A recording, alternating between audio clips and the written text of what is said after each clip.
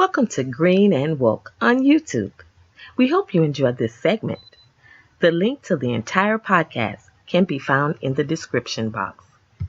We have Carolyn Jones, and Carolyn is an author. She's holistic health practitioner. She's a teacher, and she's a grief counselor. So, Carolyn, we have you on the line. How are you today? Hi, how are you doing, Kimberly? I'm fine. So nice to be with you. Oh, I'm so glad to have you. Thank you so much for taking time out of your busy schedule to help us out with this. Absolutely. My pleasure. So tell us a little bit about yourself. You have so many things going on, very interesting. So go ahead and tell us about yourself. Well, I became interested in healing, I guess, as a little girl. I would watch a wound heal day by day, Really? and I experienced a sense of wonderment about the body and its innate ability to heal itself. Wow. So I never knew that it was going to lead me into working with people through the different modalities that I use, let alone heal myself using the same modalities of herbs and oils and salves and balms and meditation. Meditation is a very wonderful modality for relaxation. Oh, so I became interested in stress elimination as a whole. Oh, that's so needed. Oh, my goodness. Wow, that is really interesting. You came about this at a very young age. That's a gift from God, definitely. You know, the things that we were meant to be, and kids tone into, what they want to do and our, innermost desires at a very young age. And a lot of us don't pay attention to it. You just think, or people discourage that, like, oh, no, you don't want to do that, baby. You want to do this. And it's like, no, I know what I want to do. Well, very well. Definitely led me that direction. Yes. It kept pushing me until I received the call, That's what it is. It's definitely a call. Exactly. Wow. That's interesting. And so you've written a book, Pick Up Your Bed and Walk, a self-care guide to improved health. Can you tell us a little bit about that? Yes. That book came about because I teach senior citizens stress elimination. Oh. And it came about because I would teach about a particular herb in class. Yes. And 4 weeks later, they said, "What was that you said?" So I made a comprehensive list of the herbs and the different healing modalities one could use in order to develop a successful self-care program, because I'm very into integrated medicine, but the first line of defense is self-care. Oh, yes. Yeah, so I created a handbook that a person could use to make notes about their health and match what they're going through to the different herbs that affect that particular aspect of the health that they want to improve or the issue they want to improve. Oh, wow. That is so interesting. Oh, my goodness. That would be great for all of us to use, I know you say you specifically. Yeah. And seniors especially, because, there's so, when you reach a certain age, all of these medications just pop up. Well, you'll need to take medicine for this, and and no one wants to walk around on all of that, pharmaceutical medication. So anytime we can, find ways to do it holistically, that's better for the mental health, physical health, everything. So I am so happy to hear about this. I'm sure this is a really great resource for people to use to, attain the health that they really desire. And if they can do it without all of the pharmaceutical medications, that's all the better. So anything that helps. That's wonderful. True. Yes. And also I'd like to mention that I also, in my teachings, stress that your diet is most important because you take all these herbs and rub all these oils and you don't eat the right things, it's not going to work. So true. So true. Yes. And I think more people are coming to find that, your diet is a major part of your health plan, because you're right. You can use all the herbalistic medicines that you want. But if you're still, putting all of this other stuff in your body, is not going to balance out. And it's not going to work. So I think it took a while for us, especially in our community, to understand that the diet is a major part of a lot of our ailments, moods, everything. And we just haven't we're catching up now, but it's been a while. We just haven't realized what we've been doing to ourselves over these years. And, with diabetes, heart disease, all of these diseases and ailments just run through our community, and people haven't really realized the cause of it. But the root of a lot of it is back to, what we consume on a daily basis. And it's just... That's right. It's remarkable that we haven't, come to terms with that. But I think more people are waking up now. So that's a wonderful thing. You know what? The hard part about it is getting the willpower to fight the urges. That's it. Because you've accumulated habits. That's it. That's what it boils down to. They're chemical habits. Foods are part of the chemical world. Right. So you've affected your body in a chemical way, and you sort of go through withdrawal symptoms of sugar. Sugar is a biggie. That is so true. Salt is another biggie. Oh, huge. And people get addicted to these things. It's like, oh no, I've got to eat that. No, you really don't. I can't live without that stuff. That's it. It's like, you can't do that to me. Oh my God, what are you saying right now? That is so true. But it's an addiction. So the mind is tricking you to think. That's right. And sodas. Sodas is another big sugar problem. Oh, there's so much sugar in sodas, and people don't realize that. It's like, well, I'll just have one can, but that one can of soda might have 2 cups of sugar in it, believe it or not. That's it. It taxes the pancreas in a very bad way. Yeah. Oh my goodness. So I am a grief counselor in a funeral home, and I also keep a log of the age that a particular individual dies and what they die, the cause of death. Oh, okay. And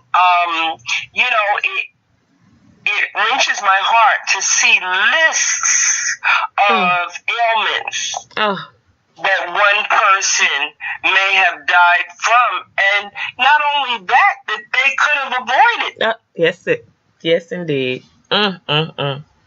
So people don't usually think about the repercussions of their behavior at the table. That's true. And it's good that you're doing that, because,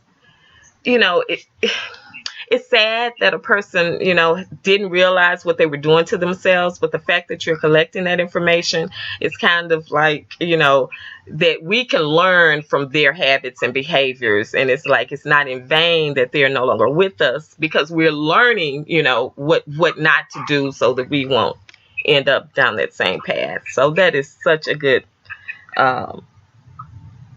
method that you're using, just to teach people, well, okay, this is the evidence that I have. Like they say now, you have receipts. We have you have receipts. Okay, this is what we're doing to ourselves now. Sadly, but on the other hand, it's wonderful to see somebody live to be 100 and die of nothing. That's it. That is so great. And that is so true, because, and then now, even in the foods that we're eating, it's not the same food that, they ate, 20, 30, 40 years ago. There's so many chemicals and pesticides and all of this stuff in our foods now. And it's really sad that it's come to that, but, we just have to make the healthiest choices possible. Yes, and that's why food co-ops and stores like Whole Foods are very important because they're conscious. That's in other words, as a conscious shopper, you need to shop in conscious places. That's right.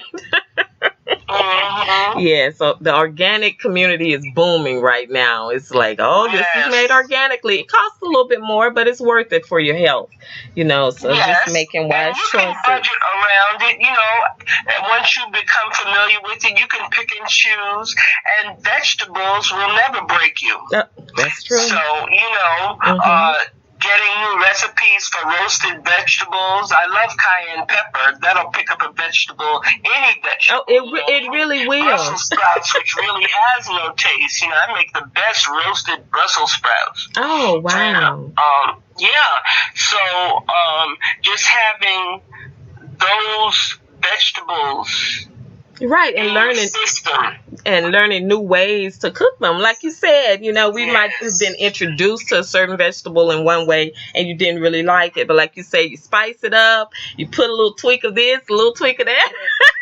And before you know it, it's like, oh my God, this is the best thing. The vegetable to death.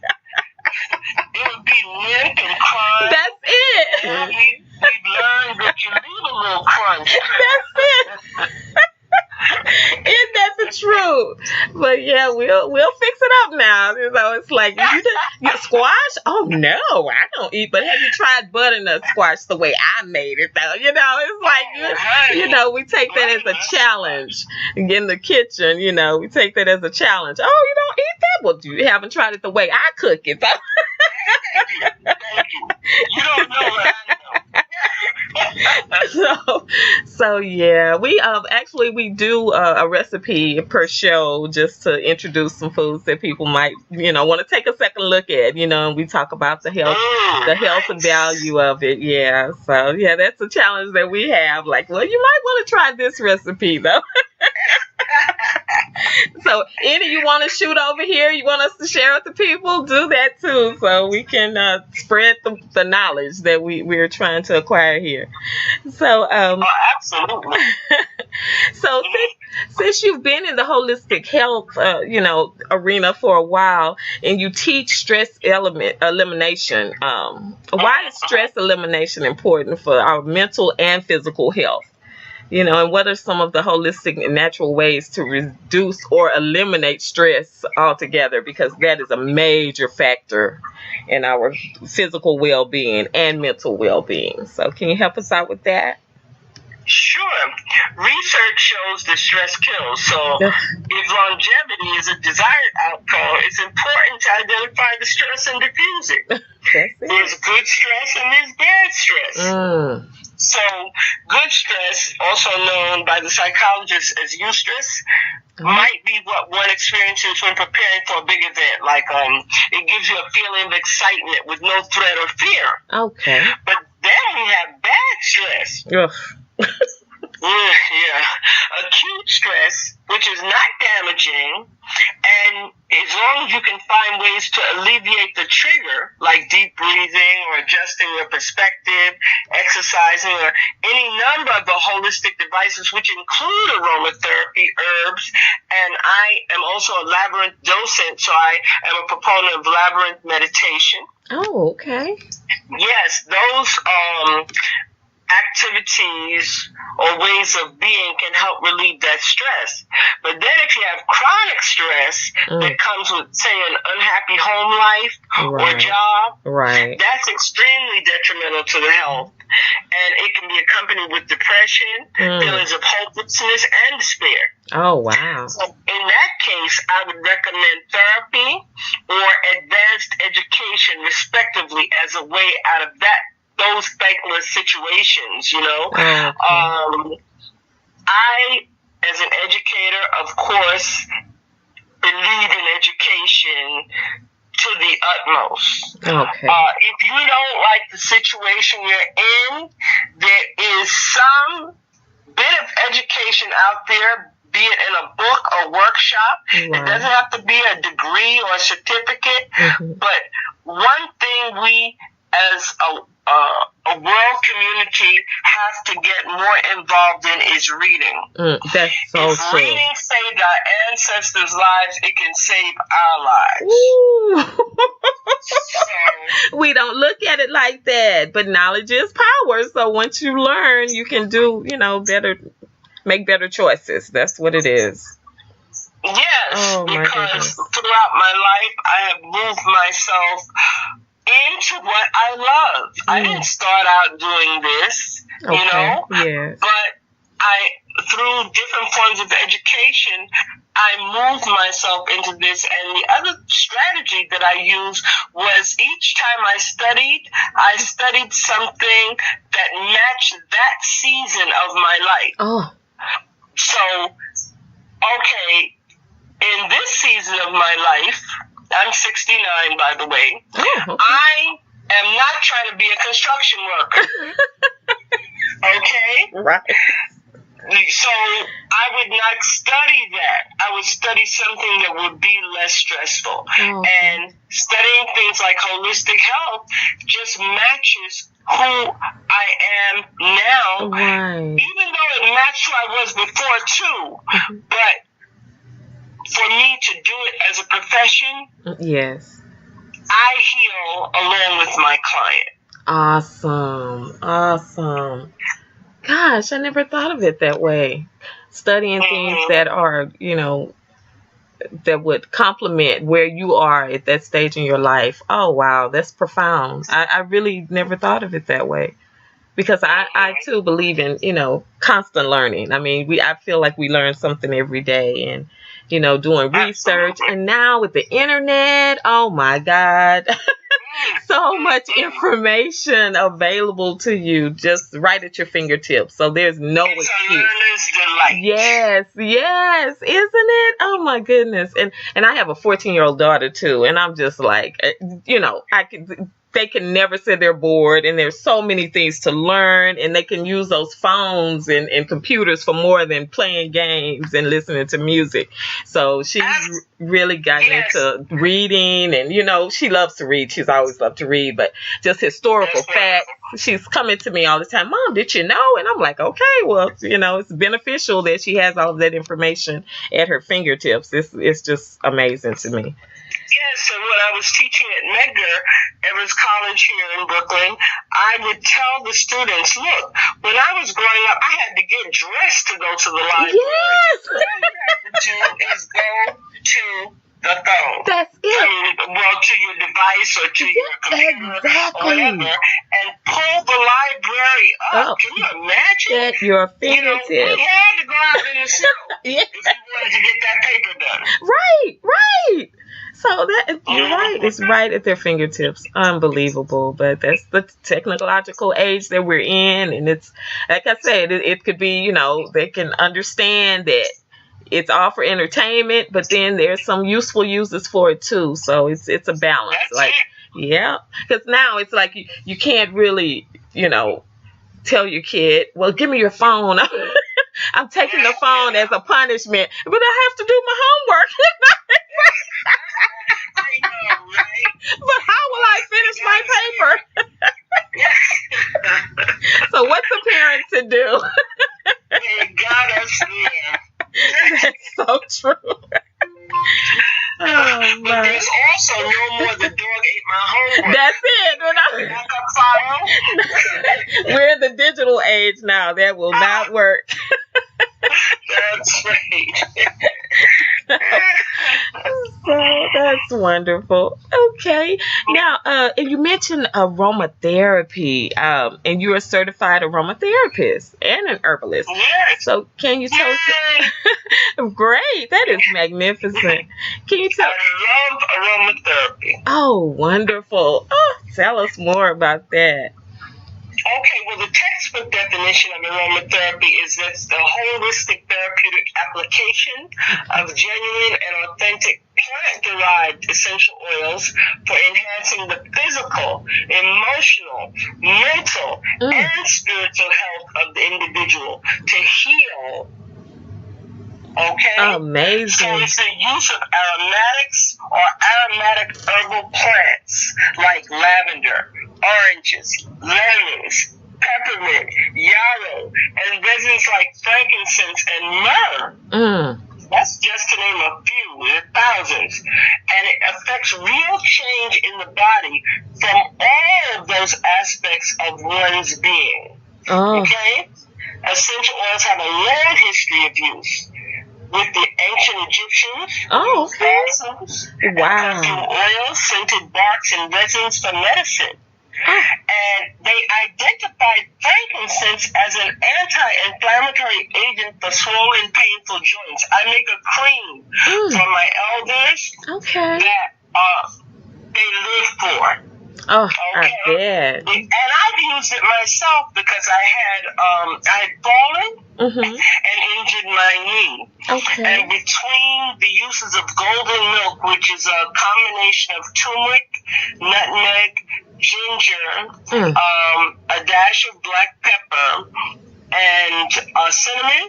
Okay. In almond milk, coconut milk, or rice milk, boiled, it brought down the inflammation instantaneously. And then I added white thyme oil and frankincense to my healing regimen.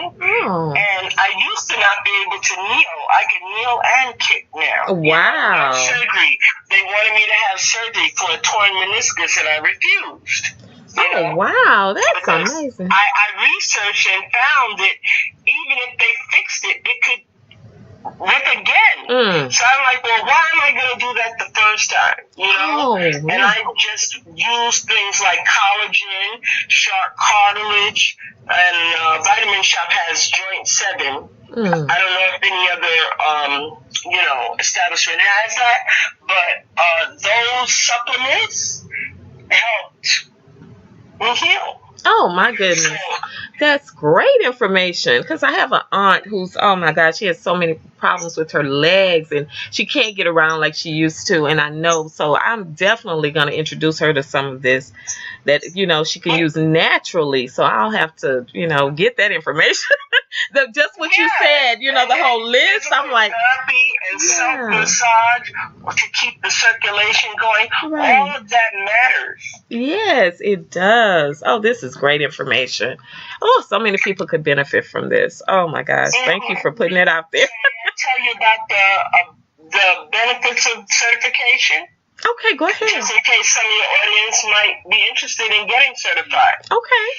Please share. Getting certified taught me the importance of using the right dosages for each oil. Oh, okay. And the individual therapeutic applications. Okay.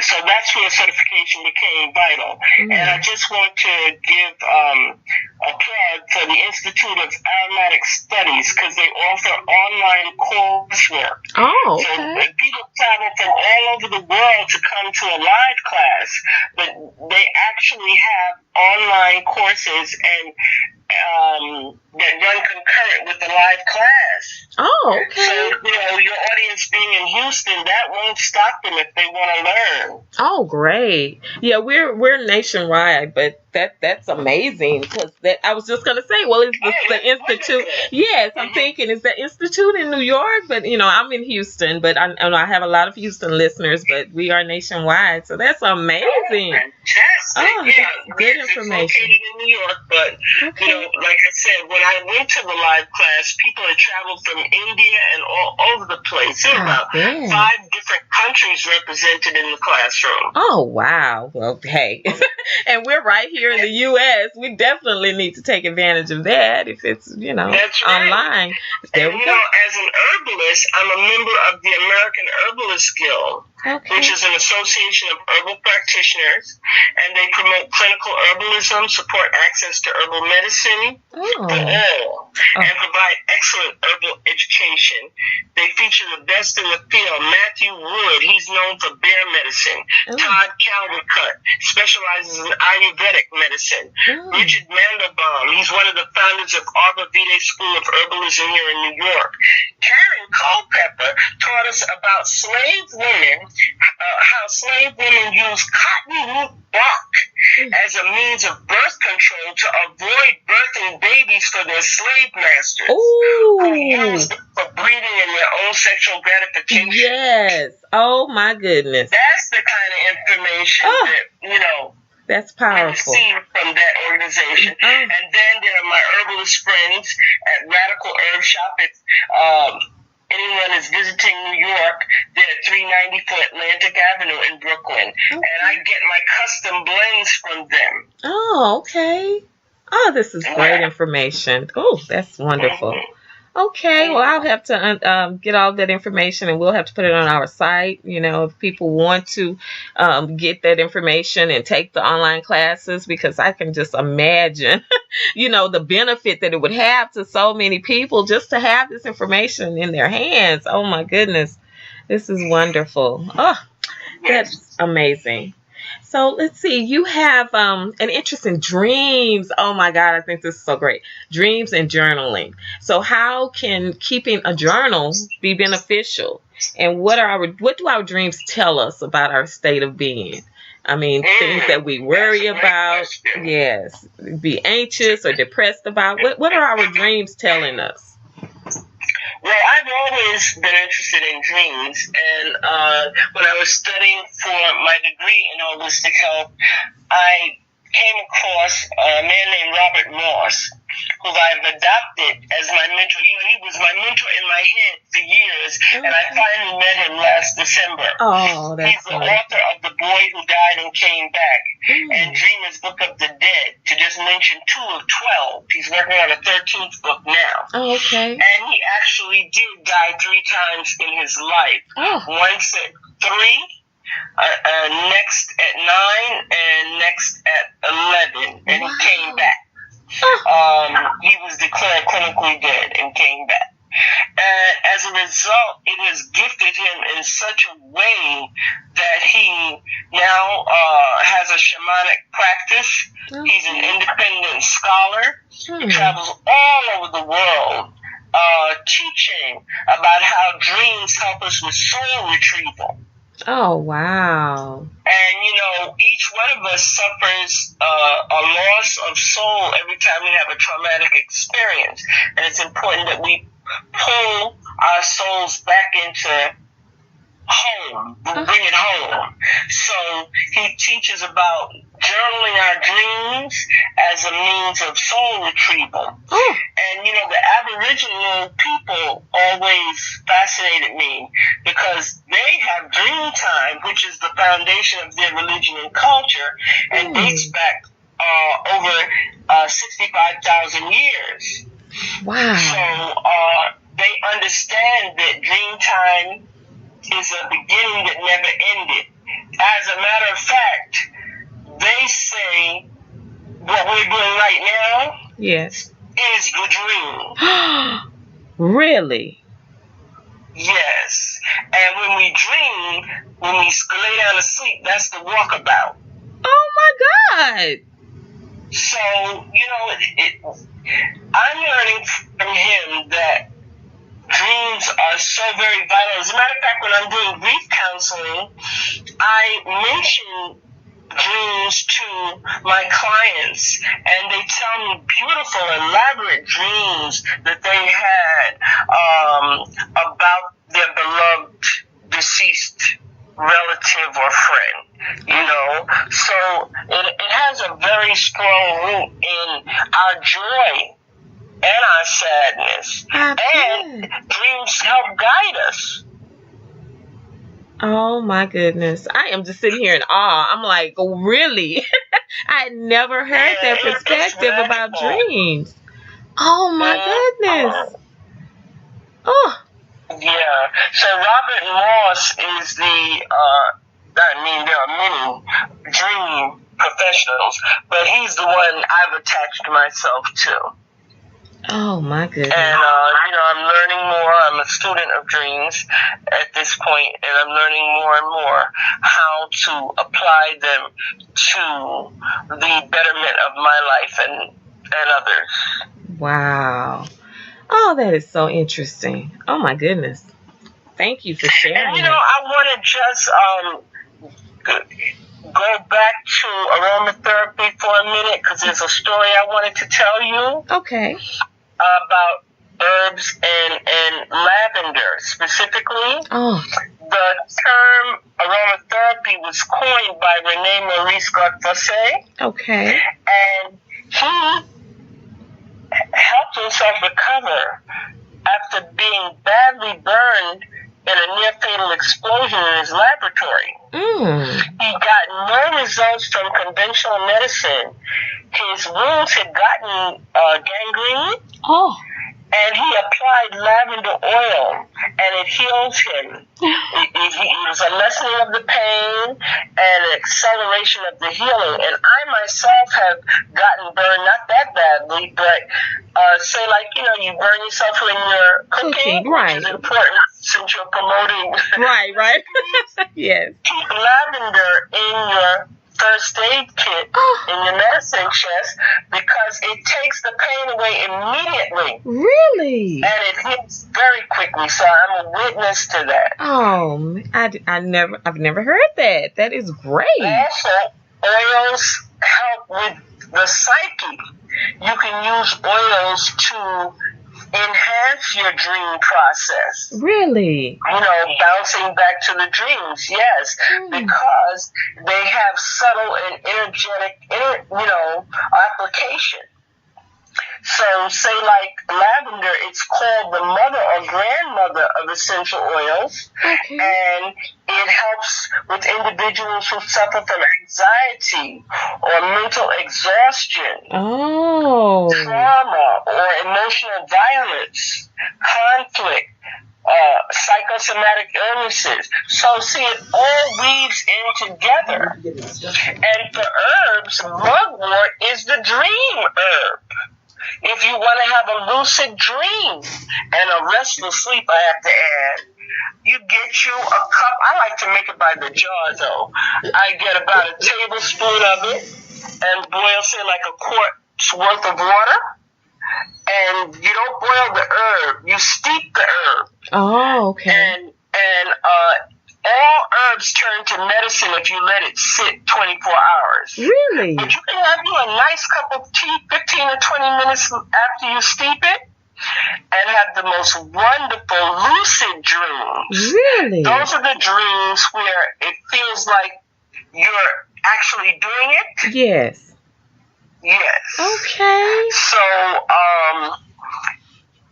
there is a book that Robert Morse wrote called Active Dreaming, and that would tell you more about how to get in touch with your dreams, because when you can't remember your dreams, it is looked upon as an illness. Oh, wow. Really? Yeah, and a lot of times we're going so fast, we don't, now dreams get away from us, true, but he said, keep a journal. Oh, okay. And if you can't remember the whole dream, remember the feeling and journal that. Or pull aspects of the dream out, like elements of the dream. Okay. Like, you dreamt about a cat, but you don't remember what the cat did. Right. But indicate that it was the cat you dreamt about. Okay.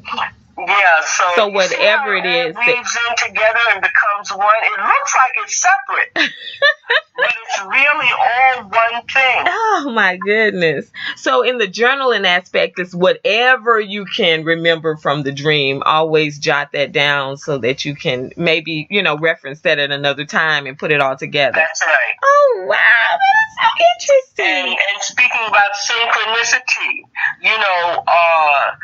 he talks about that, and synchronicity is when the best way I can describe it is what's actually happening to me now. Okay. The woman who runs Frank R. Bell Funeral Home was my former student. Oh, okay. Yes, and so she brought me into the organization. Now, I found out, first of all, Her name is Frances. My best friend's name, her father's name is Francis. Her middle name is Charlene. My oldest daughter's name is Charlene. Oh, wow. My extension there is 24. My birth date is 24. So, and there's more. I mean, there's more about this one situation. Yes. But that is an illustration of what synchronicity is. Okay. Oh, wow, that's interesting, because sometimes things run across your mind, and you think about it, it's like, oh, what a coincidence, but I guess there are no coincidences. Yes, things are lined up and meant to happen. Yeah, oh, wow, that's amazing. Yeah, that's good. Yes, and Robert Moss calls them sidewalk oracles. Matter of fact, he has a book entitled that, Sidewalk. As you pay closer attention to your life, you see the connections. Oh, that's wonderful. Oh, my goodness. That's good information. Well, this has been so interesting. So can you tell us, do you have any plans or new projects for 2019? Because we're just getting started. It's February. Yeah.